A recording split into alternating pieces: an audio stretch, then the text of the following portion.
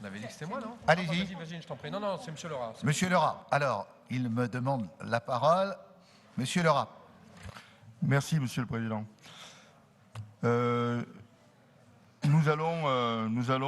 Notre groupe va voter ce vœu parce que l'amélioration de la voie ferrée et des dessertes sur le sillon alpin nord, mais aussi dans le prolongement vers Chamonix, sur la ligne du Fayet, sont des données importantes pour deux raisons. Premièrement, la circulation des travailleurs, notamment dans le secteur, et aussi des touristes qui vont skier, par exemple, vers Chamonix.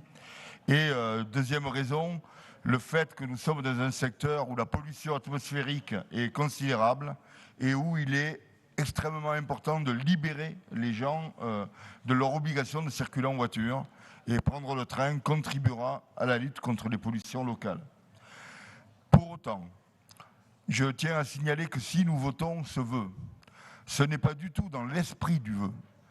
Je suis sidéré par la façon dont, concernant des lignes TER, les seules références qui sont faites en termes d'argumentation par le groupe UDC sont des références à la circulation vers Paris. Il s'agit d'une vision totalement élitiste du service ferroviaire et pas du tout de la vision quotidienne qui concerne les Hauts-Savoyards.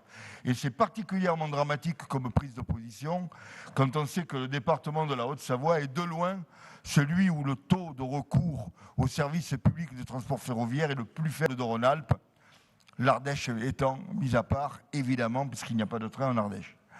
Donc je trouve ça assez fort de café qu'il n'y ait aucune considération pour les besoins quotidiens des Hauts-Savoyards. Première remarque. Deuxième remarque, je tiens à rappeler, parce que nous sommes devant un vœu UDC, je tiens à rappeler que tant que la droite a été au pouvoir dans cette région, y compris avec un vice-président au transport, jamais elle n'a fait avancer le dossier du sillon alpin nord. L'inscription des études dans le CPER qui s'achève est une donnée que le groupe écologiste est allé chercher, et notamment le président de commission que j'étais, en le mettant à l'ordre du jour et en forçant le débat là-dessus. C'est nous qui sommes allés chercher le fait qu'il fallait prendre en compte la question du sillon alpin nord, là où la droite majoritaire avait été totalement défaillante jusqu'en 2004. Je voulais le dire parce que il faut parfois rappeler un petit peu les données historiques, même contemporaines. La dernière remarque que je veux faire, c'est que oui, il faut aller vers des réalisations. Oui, nous sommes favorables à l'inscription de travaux et d'investissements dans le cadre du prochain contrat. Je me fais un petit peu de soucis par rapport à la situation qui a été engendrée par cette espèce de fuite et de foi dans le portage de la candidature des Jeux Olympiques à Annecy. On sait les dégâts que cela a causé sur la dénaturation du projet Lyon-Turin en termes d'accessibilité au secteur de la Maurienne, en reportant la priorité des marchandises vers les voyageurs.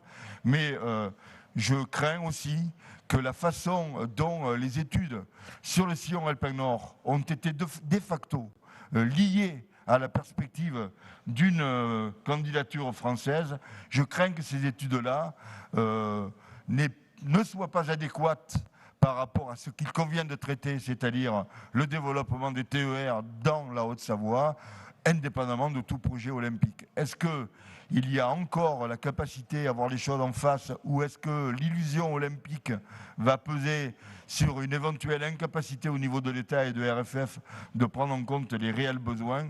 Je ne le sais pas, c'était une crainte que je voulais vous faire partager. Merci.